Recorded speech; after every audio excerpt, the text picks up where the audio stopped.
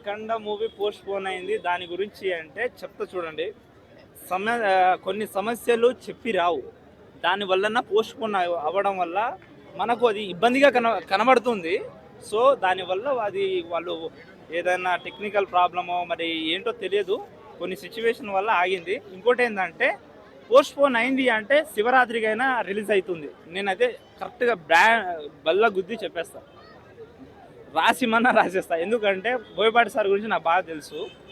ఆయన ఖచ్చితంగా శివరాత్రి రోజునే అది రిలీజ్ చేస్తారని అనుకుంటున్నాను. నా మనసుకి అదే అనిపిస్తుంది. సో అదే నేను చెప్పేస్తున్నా. అండ్ అందులో కూడా ఒక క్యారెక్టర్ కోసం నేను ఆడిషన్స్కి వెళ్ళాను. తను పిలిచి ఈ getup I like it this getup, but ఏంటంటే గడ్డం ఉండాలి అన్నారు. నాకు అప్పుడు ఇదే లైట్ గడ్డం ఉంది.